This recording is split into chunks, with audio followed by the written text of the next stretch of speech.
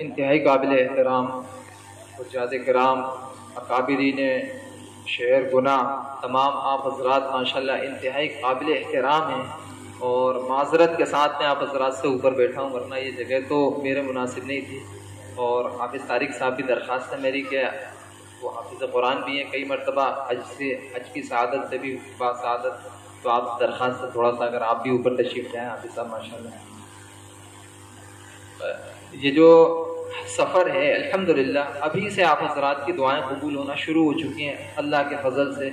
تو اس میں کوئی شک نہیں کہ اس سال یہ کورونا کے بعد پہلا یہ موقع ہے۔ کچھ پریشانیاں اسی وجہ سے آ رہی ہیں کہ اس وقت نہ تو حج کی طرف سے گائیڈ وغیرہ ایشو ہوئی، نہ آپ کے بیگیج وغیرہ آئے، تمام حضرات عجیزیہ سے جا رہے ہیں، گرین میں کسی کو نہیں رکنا ہے، تو اس لائن سے ابھی تک ویکسین بھی نہیں آیا، تو یہ کنفیوژن میں تھا۔ حج کی جو اکتوبر سے پروسیس شروع ہو جاتی تھی، اکتوبر سے لوگ اپلائی کرتے تھے فارم کا، وہ رمضان کے بعد تک سلسلہ چلا ہے۔ اس وقت وہاں جو حضرات وہاں سے آئے ہیں انہوں نے یہی بتایا ہے کہ صاحب وہاں ماسک وغیرہ یعنی سوشل ڈسٹینسنگ اس وقت وہاں ختم ہے، لیکن احتیاط کے ساتھ ہی ہمیں جانا ہے، یہاں سے ماسک وغیرہ اور جو چیزیں ہیں وہ بھی ضرورت کی لے کے جانا ہے۔ اور انشاءاللہ کچھ لوگوں کے پاس میسج آ چکے ہیں، کچھ لوگوں کے پاس جلدی دوسرے میسج بھی آ جائیں گے، اس کے بعد بیگیج وغیرہ بھی آ جائیں گے اور جلدی ویکسین بھی آ جائے گی۔ گزارش یہ کرنی ہے دعاؤں کا اہتمام تو آپ حضرات کر ہی رہے ہوں گے، اور بلکہ آپ کیا پورا شہر کر رہا ہے کہ اللہ تبارک و تعالیٰ جانے والے تمام حجاج کرام کے لیے جو ہے آسانیاں پیدا فرمائیں، سفر کو آسان بنا دے اور قبول فرمائے اپنی بارگاہ میں۔ بس عرض یہ کرنا ہے کہ حاجی صاحب نے عمرے کا تو آپ کو بتا ہی دیا کہ عمرے میں احرام کے بعد طواف کرنا، یہ طواف کرنا عمرے میں فرض ہے، اور عمرے کی سنت یہ ہے کہ اس کے بعد آپ کو واجب یہ ہے کہ صحیح کرنا اور حلق کرا لینا ہے۔ اور احرام کے لیے ضروری چیز کیا ہے؟ غسل کرنا سنت ہے، اور غسل اور ضروریات سے فارغ ہونے کے بعد 2 چادریں بغیر سلی ہوئی، جس کے بعد آپ کو جو ہے 2 رکعت نماز نفل پڑھنا ہے، سر ڈھانک کے پڑھیں گے، اس کے بعد سر کھولنے کے بعد دعا کر لیں گے اور نیت کریں گے۔ دعا ہر کام کے پہلے نیت ہے، دعا ہے، اس کے بعد میں نیت کر لیں گے۔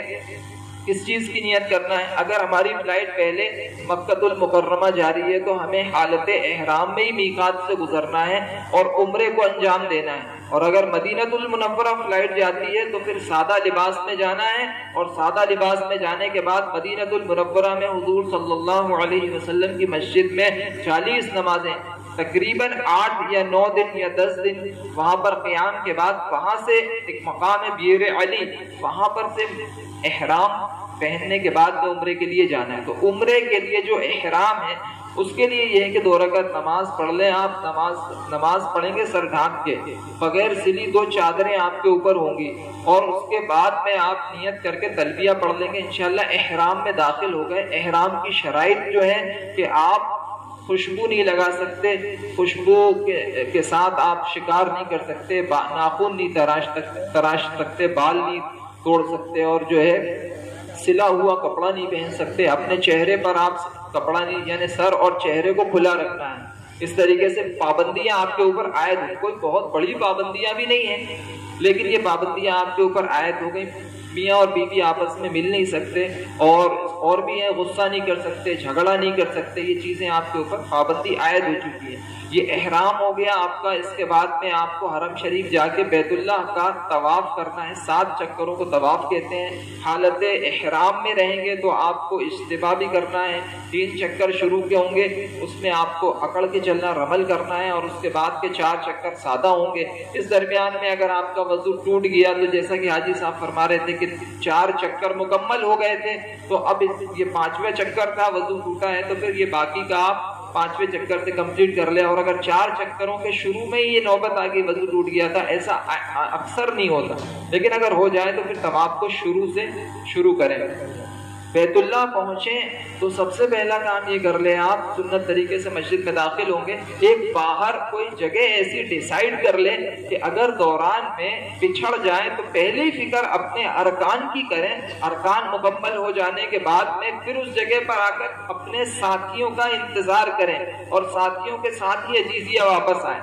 مکۃ المکرمہ میں جس بلڈنگ میں ہم پہنچے ہیں وہاں پہنچنے کے بعد گزارش یہ کہ سب سے پہلے بلڈنگ کا وزٹنگ کارڈ لے لیں اور اس برانچ کا برانچ نمبر پتا کر لیں کہ یہ بلڈنگ یہ عزیزیہ میں کون سی برانچ میں ہماری بلڈنگ ہے اور اس برانچ کا بس سٹینڈ کہاں پر ہے، اس برانچ کا برانچ آفس کہاں پر ہے جہاں پر خادم الحجاج اور حج مشن کے جو خادمین حضرات ہیں وہ آپ کی خدمت میں رہیں گے، میڈیکل کیمپ میں جو ڈاکٹر حضرات آپ کی خدمت میں ہیں وہ برانچ آفس میں آپ کو ملیں گے۔ ایک چھوٹا سا معائنہ کر لیں، پھر حرم شریف کی جانب کو آپ اپنی بس میں بیٹھ کے روانہ ہوں۔ اگر بہت رش کا موقع ہے تو بیچ میں ایک بس اسٹینڈ اور بنایا ہوگا کہ عزیزیہ سے جانے والی ساری بسیں آپ کو اس بس اسٹینڈ پہ کبھی خدئی یا کبھی کسی اور علاقے میں بھی ہوتا ہے اس جگہ آپ کو ڈراپ کرتی ہیں، پھر ساری بسیں وہاں سے حرم شریف کی جانب جاتی ہیں۔ ان کے راستے بھی الگ الگ ہوتے ہیں، کبھی 1 نمبر گیٹ باب عبدالعزیز ہے اس کے نیچے بیسمنٹ سے راستہ نکل کے آتا ہے۔ اچھا، ایک بات حاجی صاحب نے عرض کی کہ صاحب آدمی عمرے کے لیے کوئی مخصوص گیٹ ہے، میرے علم میں فی الوقت تو نہیں ہے، لیکن جیسا کہ مفتی رئیس صاحب نے بیان کیا کہ 12 نمبر کے دروازے سے جائیں گے تو سیدھے ہری لائٹ پہ آپ حجر اسود کے رکن کی جانب نکلیں گے، لیکن اگر 12 نمبر گیٹ بھی تلاشنے میں دقت ہو تو کوئی مسئلہ نہیں ہے، آپ کسی بھی گیٹ سے داخل ہوں اس گیٹ کا نمبر یاد رکھیں اور اس گیٹ کے اندر بھی اس گیٹ کا نمبر مطاف میں لکھا ہوا ہے کہ اس سمت سے جائیں گے تو آپ اس گیٹ پہ نکلیں گے۔ مفتی صاحب تشریف لا چکے ہیں، بڑی معتبرانہ درخواست ہے کہ وہ بھی اوپر تشریف لے آئیں۔ تو یہ عرض کر رہا تھا کہ عمرے میں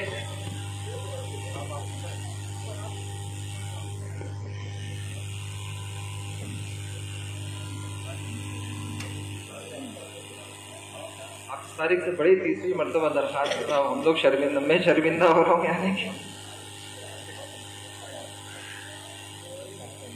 الحمدللہ بڑے معزز شخصیتیں ہیں اور یہ نیچے بیٹھی ہوں اور میں اوپر بیٹھا ہوں، بڑی شرمندگی کی بات ہے، اللہ قبول کرے۔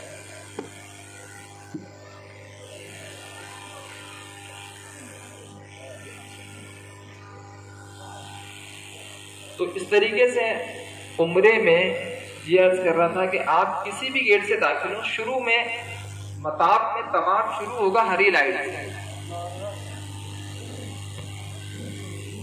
شروع ہوگا طواف ہری لائٹ سے، ہری لائٹ اور حجر اسود کے درمیان میں ہم ہوں گے، سیدھا ہاتھ ہری لائٹ کا، الٹا ہاتھ حجر اسود کی جانب ہوگا اور یہاں سے تلبیہ بند کر کے نیت کر لیں گے اور نیت کرنے کے بعد میں استلام کریں گے، استلام کرنے کے بعد میں ذکر کے ساتھ تیسرا کلمہ پڑھیں یا اور بھی جو ذکر جس میں اللہ کی طرف دھیان ہو آپ کا، اور اطمینان کے ساتھ دھیان کے ساتھ ذکر کرنا ہے اور نگاہیں نیچی ہوں گی، انشاءاللہ ایسی بھی نیچی نہیں ہوں گی کہ سامنے والے حجاج کرام سے ہم ٹکرا جائیں، وہاں پر ہونے والے سارے حاجی اللہ کے خاص مہمان ہیں، اسی لیے یوں فرماتے ہیں کہ بیت اللہ میں جو حجر اسود ہے، حجر اسود کو بوسہ دینا تو سنت ہے، لیکن وہاں کسی حاجی کو تکلیف پہنچانا، دھکا دینا یہ حرام ہے۔ اور حجر اسود حضرت عمر رضی اللہ تعالیٰ نے تو فرمایا، جس کا مفہوم یہ ہے کہ میری نگاہ میں حجر اسود کی حیثیت صرف ایک پتھر کی ہے، لیکن حضرت علی رضی اللہ تعالیٰ نے فرمایا کہ یہ وہ پتھر ہے جو کہ سارے گناہوں کو کھینچ لیتا ہے اور قیامت کے دن یہ گواہی بھی دے گا کہ فلاں شخص اللہ کے گھر میں آ کر اس نے طواف کیا تھا، حج کیا تھا۔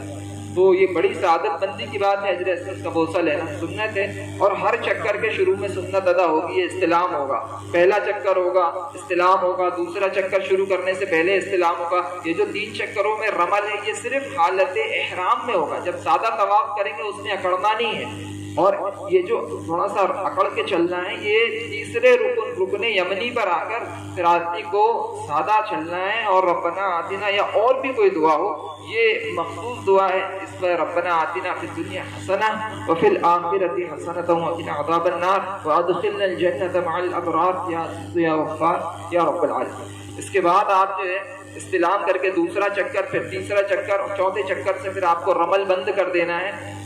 7 چکر ہوں گے، 8واں استلام ہو جائے گا، اور ہری لائٹ کے پیچھے آپ پہنچیں گے، وہاں صفا پہاڑی ہے اور بیچ میں ٹائلز لگے ہوئے ہیں، اے سی کا علاقہ ہے، بالکل محسوس نہیں ہوتا، علامت کے لیے چونکہ یہ صفا اور مروہ یہ حج کی نشانیوں میں سے ہے، تو وہ پہاڑیاں انہوں نے نشانی کے طور پر باقی رکھی ہیں، وہاں پر کھڑے ہو کے دعا کریں اور استلام کریں، استلام کرنے کے بعد سعی کی نیت کریں، صحیح کی نیت کرنے کے بعد صفا اور مروہ کے درمیان میں چکر نہیں لگا رہے بلکہ ان کا طواف نہیں کر رہے. طواف تو صرف بیت اللہ کا ہے. صفا اور مروہ کے درمیان میں تو یہ جو چل رہے ہیں تو اسی لیے یہ فرمایا صفا سے مروہ پہنچ گئے ایک چکر ہو گئے اور مروہ سے پھر صفا کی جانب آگے دوسرا ہو گیا. چوتھا کلمہ پڑھیں, تیسرا کلمہ پڑھیں اور اللہ کا ذکر کریں, استغفار کریں. میلین اخرجین آئیں گے, وہاں پر تھوڑا سا اکڑ کر چلنا ہے. اس کے بعد میں مروہ پہاڑی پر پہنچیں گے, وہاں پہنچ کر دعا کریں. قرآن کی ایک آیت ہے جو بسم اللہ ان الصفا والمروہ من شعائر اللہ فمن حج البیت او اعتمر فلا جناح علیہ ان یطوف بہما ومن تطوع خیرا فإن اللہ شاکر علیم. یہ بھی بڑھیں انشاءاللہ. اور اس کے بعد میں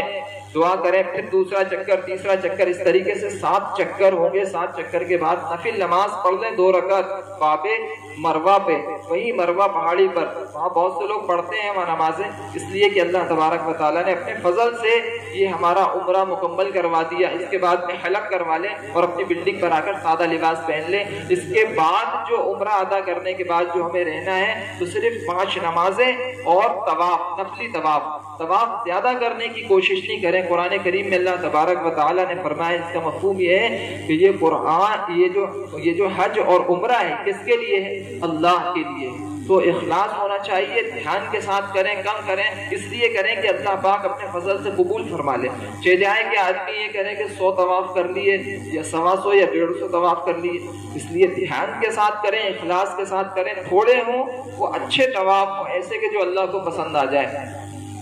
صرف یہ طواف ہی ہے جو بیت اللہ سے آنے کے بعد میں پوری دنیا میں اور کہیں نہیں ملے گا. نماز پڑھ سکتے ہیں, ذکر تلاوت کے تمام کام ہوں گے, لیکن طواف صرف بیت اللہ میں ہی ملے گا,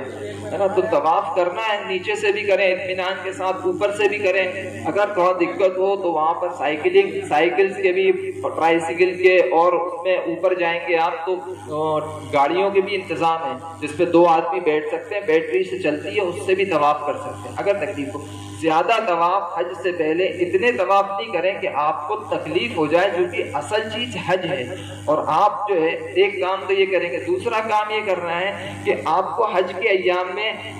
منی, مزدلفہ, عرفات جانا ہے. تو جانے سے پہلے زیارت کے لیے آپ صبح فجر کی نماز کے بعد حرم شریف سے ٹیکسیاں ملتی ہیں, یا آپ عجیزیہ میں وہاں پر بھی ٹیکسیاں ملتی ہیں. اکثر لوگ جمع ہو جائیں, پاکستانی ڈرائیور ہو, ایسی کوئی ٹیکسی کر لیں تاکہ وہ وہاں کے احوال ہمیں بتاتا چلے, اور وہاں سے آپ زیارت کر لیں گے انشاءاللہ. زیارت کے لیے فجر کے بعد جائیں گے اور ظہر کی نماز سے پہلے آنے کی کوشش کریں گے تاکہ نمازیں ہماری اکثر جماعت کے ساتھ ہو.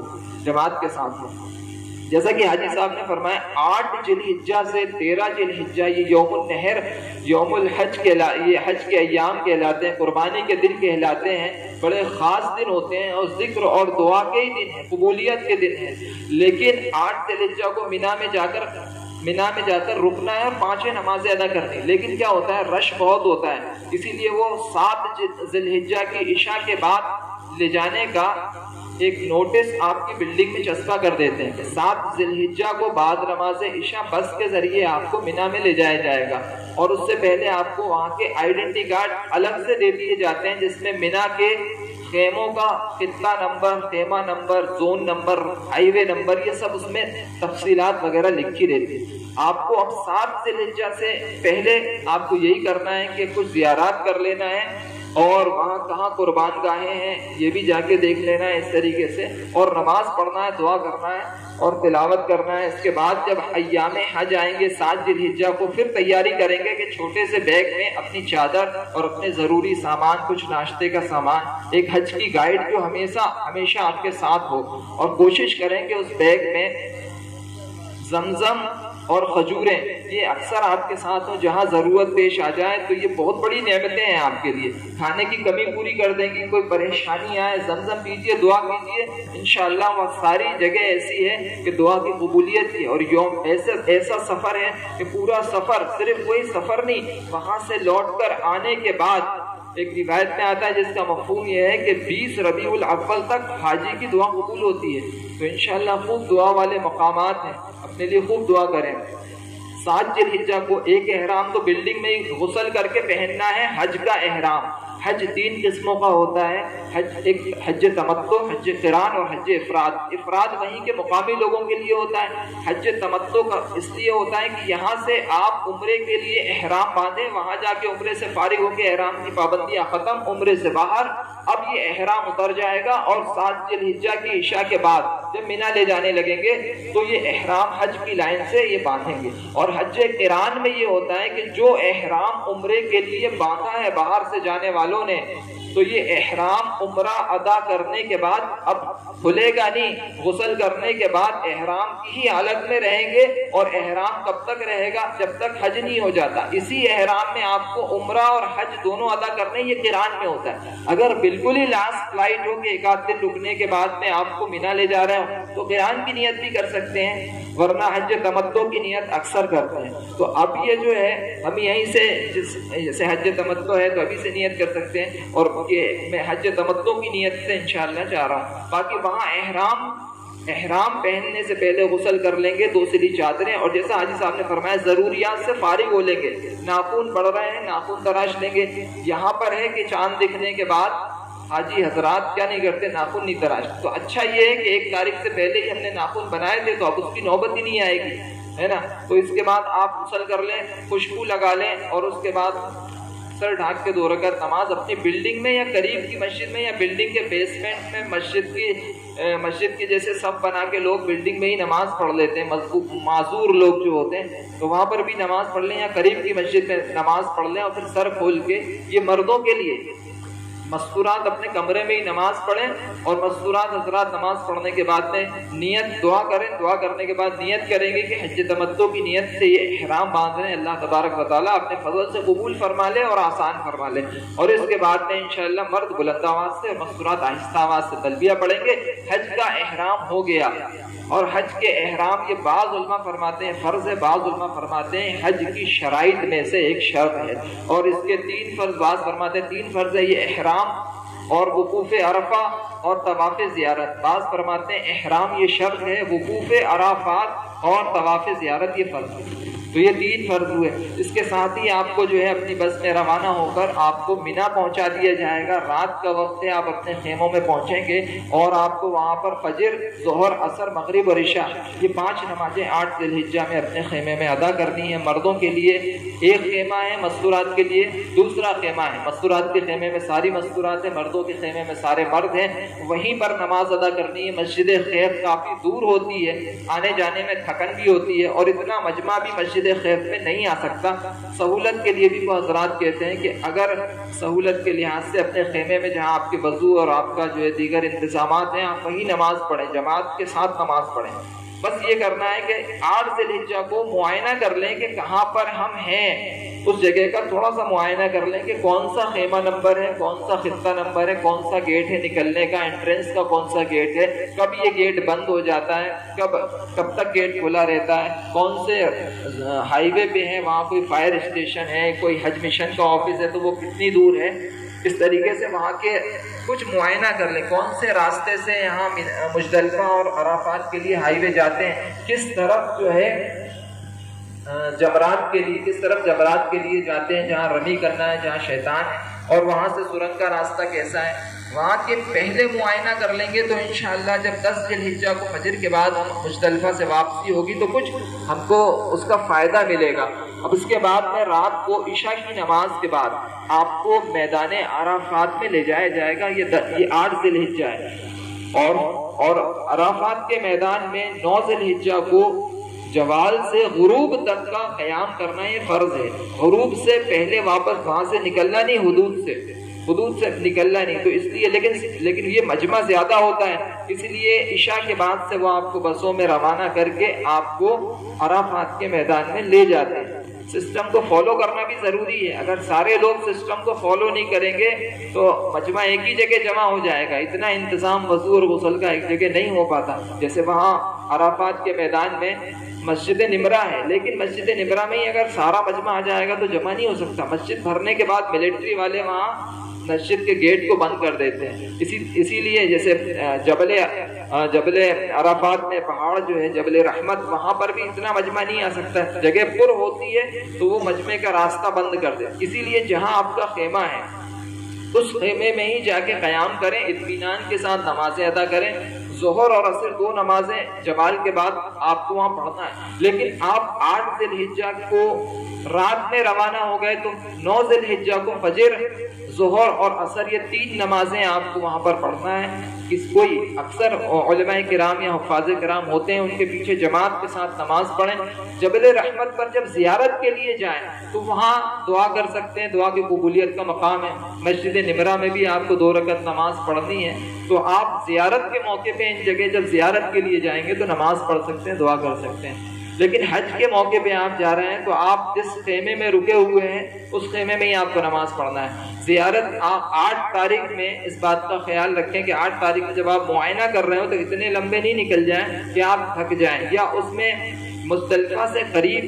جو برج بنا ہوا ہے، پہلا برج ہے راستے میں، اس سے قریب ایک میدان ہے، وادی محشر جس کو کہتے ہیں۔ پچھلی قوموں میں عذاب آیا تھا اور حضور صلی اللہ علیہ وسلم وہاں سے گزرتے ہوئے تیزی سے گزر گئے تھے، تو اس لیے اس میدان میں بھی جانے سے اجتناب کرنا ہے، یا واپسی میں جب لوٹ کے پیدل آ رہے ہوں تو وہاں پر تیزی کے ساتھ گزرتے ہوئے استغفار کرتے ہوئے واپسی ہو۔ اور ویسے ہی میدان عرفات میں بھی ایک جگہ ہے بطن عرنا، حکومت کی طرف سے کوشش ہوتی ہے کہ وہ مین گیٹ پہ تو پابندی لگا دیتے ہیں، لیکن اس مقام پہ اسی لیے فرمایا کہ وہاں زیادہ گھومنے والا تو موقع بھی نہیں رہتا، اس دن صرف وہاں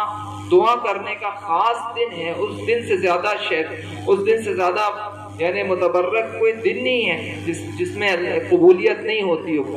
بہت مقبول دن ہے وہ، اور بھی مفتی صاحب بیٹھے ہیں وضاحت کریں گے۔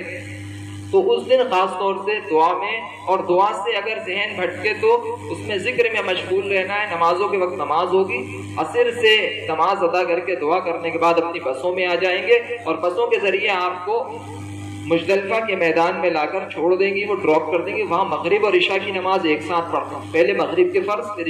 مغرب کی نماز کے بعد عشاء کی نماز پڑھیں گے، اور وہ رات بہت مقبول رات ہے، تفصیل کا وقت نہیں ہے، بہت مقبول رات ہے، اس میں خوب دعا کرنا ہے۔ 70 کنکریاں، یہ آپ کو کوئی ضروری نہیں ہے کہ مزدلفہ کے میدان سے چنیں، بیچ میں بھی اگر آپ کو وقت ملتا ہے اور 70 کنکریاں کا کہیں ایسا موقع ملتا ہے تو چن کے رکھ سکتے ہیں۔ مزدلفہ کے میدان میں بھی وہاں کنکریاں وغیرہ لوگ چنتے ہیں، وہاں پر بھی چن سکتے ہیں۔ اور وہ رات عبادت کی رات ہے، تہجد پڑھیں، اس کے بعد فجر کی نماز پڑھیں، فجر کی نماز پڑھنے کے بعد سورج نکل آئے تو پھر آپ کو یہ جو وقوف ہے سورج نکلنے کے بعد تھوڑی دیر رکنا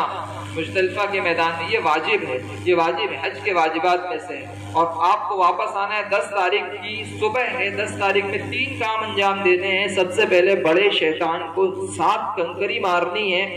بڑے شیطان کو، یعنی کہ جمرہ عقبہ تک آپ کو پہنچنا ہے۔ وہ راستہ آپ پہلے سے معائنہ کر چکے ہیں، آپ کو معلوم ہے، ورنہ وہ راستے اس دن جو ہے وہ بیچ میں جہاں سے راستے کٹے ہوتے ہیں ان کو وہ بند کر دیتے ہیں۔ خاص یہ کہ 3 کام کرنا، بڑے شیطان کو 7 کنکری مارنی ہے، اور اس کے بعد جو ہے دوسرا کام قربانی ہے، اور تیسرا کام اس کے بعد حلق کر کے آپ کو سادہ لباس پہن لینا ہے۔ یہ 3 کام ہیں، یعنی رمی، قربانی اور اس کے بعد حلق،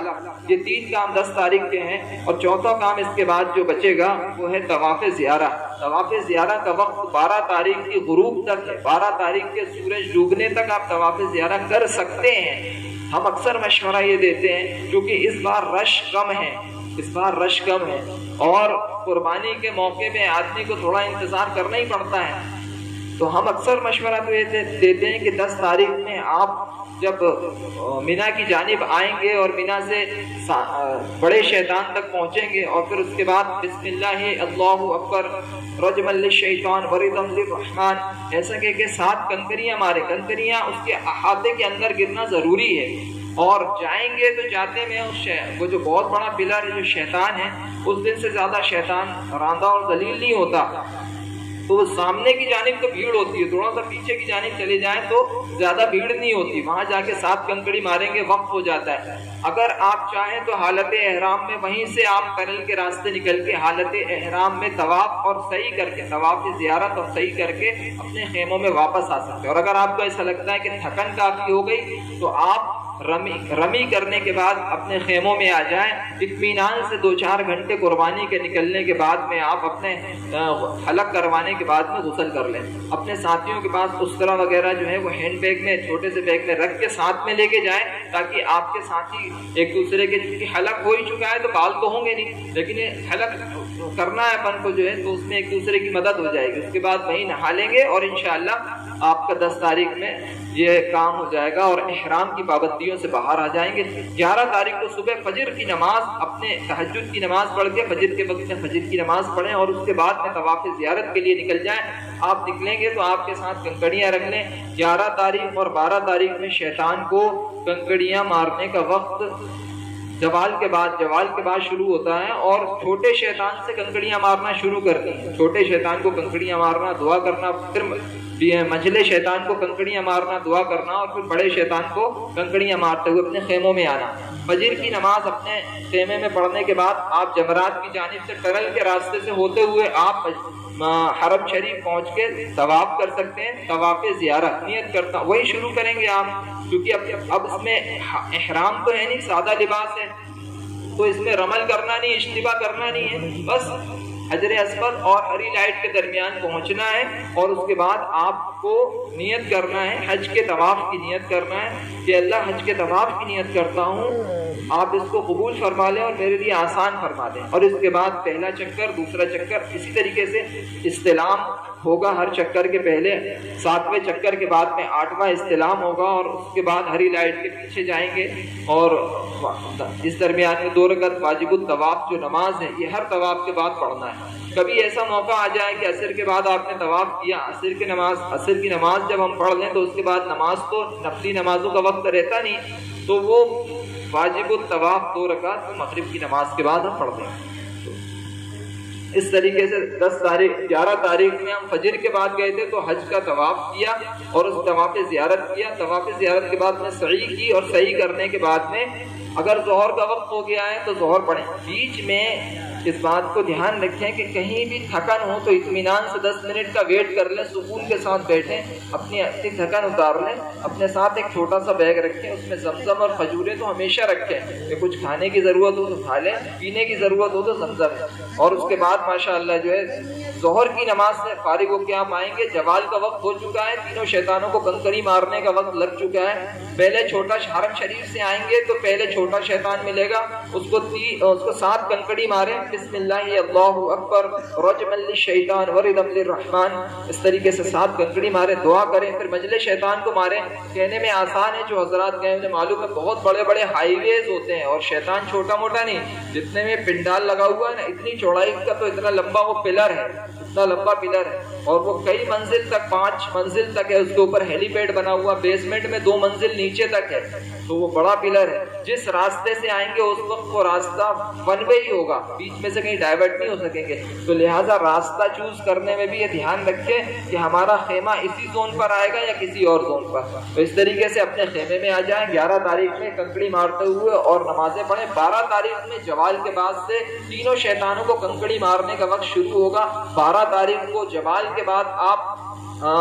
چھوٹے شیطان تک پہنچ جائیں، اور اس کے بعد میں اگر چھوٹا سا بیگ ہے تو اپنے ساتھ ہی لے جائیں، اور اگر بیگ بڑا ہے یعنی اس بیگ میں تو کچھ رکھنا نہیں، ایک احرام اور سادہ جوڑی کپڑے ہی ہوتے ہیں، ایک آدھ چادر جو مزدلفہ کے میدان میں بچھانے کے کام آئے، تو چھوٹا بیگ ہے اپنے ساتھ ہی لے گئے، اور وہاں 7 کنکڑیاں چھوٹے شیطان کو زوال کے بعد ماری، اور پھر مجلے شیطان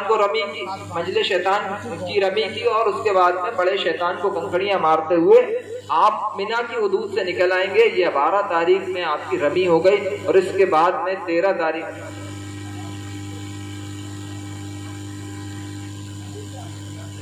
تو 12 تاریخ میں انشاءاللہ آپ کی رمی ہو گئی۔ اگر 12 تاریخ میں سورج ڈوب گیا اور آپ وہیں خیمے میں ہی رہے، مینا کی حدود کے اندر رہے، تو 13 تاریخ میں بھی شیطان کو کنکڑی مارنا ہے۔ 13 تاریخ میں کنکڑی مارنے کا وقت صبح صادق سے شروع ہو جائے گا، صبح صادق سے ہی کنکڑیاں مارنا، تو رات میں قیام کرنا ہے، اور صبح صادق سے تینوں شیطانوں کی رمی کرتے ہوئے ہمیں اپنے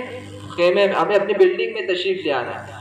زیارت کے درمیان یہ بھی خیال رکھیں کہ زیارت میں مینا سے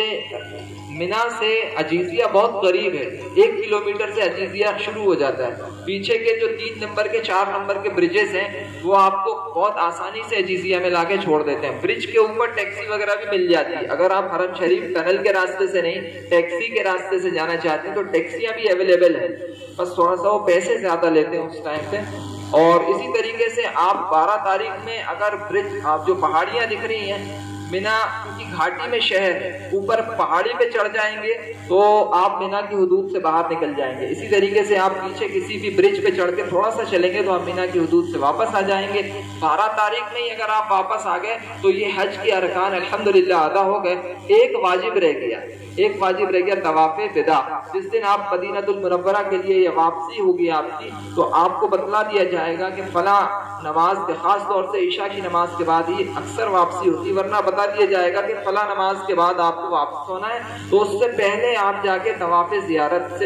وداع سے فارغ ہو کر آ جائیں. طواف وداع آخری کا ہوتا ہے، اس میں خوب کثرت سے استغفار اور توبہ ہے، کثرت کے ساتھ رونا دھونا ہے اور اپنے گناہوں کی معافی مانگنا ہے. پھر اپنے بلڈنگ میں آ جائیں. اس کے بعد مدینہ المنورہ کی حاضری ہوگی، آپ کو مدینہ المنورہ لے جایا جائے گا. خاص طور سے اس کا دھیان رکھیں کہ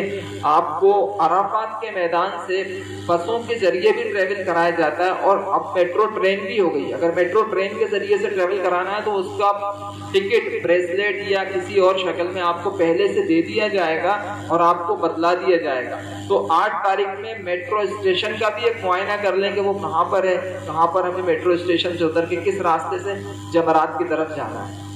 اسی طریقے سے مدینہ المنورہ تو بس کے ذریعے سے ہی لے جایا جائے. تو وہاں پر آپ کو مدینہ کا سفر کرنا ہے، مدینہ المنورہ میں بھی نمازیں پڑھنا ہے اور زیارت کرنا ہے. مدینہ کا انشاءاللہ مختصر کا مغرب کے بعد انشاءاللہ مفتی صاحب بھی بتا دیں گے. ایک خاص مقام ہوتا ہے حتیم اور ایک خاص مقام ہوتا ہے ریاض الجنہ.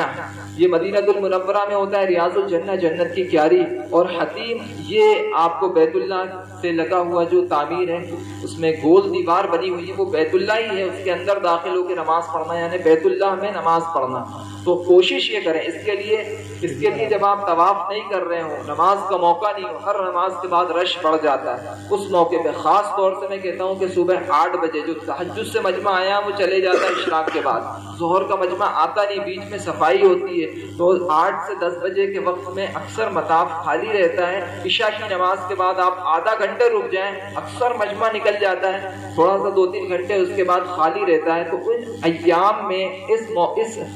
ان وقتوں میں آپ جو ہے حتیم کے اندر آپ جائیں اور وہاں پر اطمینان سے 2 رکعت نماز خود بھی پڑھیں اور ساتھ میں آپ کے ساتھیوں کو بھی پڑھوائیں. اور اسی طریقے سے ریاض الجنہ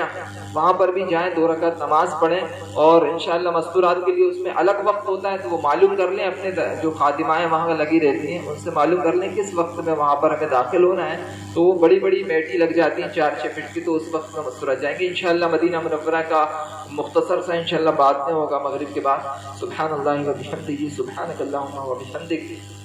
نشهد ان لا الہ الا انت، نستغفرک و نتوب الیک. سبحان ربک رب العزة عما یصفون وسلام علی المرسلین والحمد للہ رب العالمین. مغرب کا وقت ہو گیا. جن حضرات کا وضو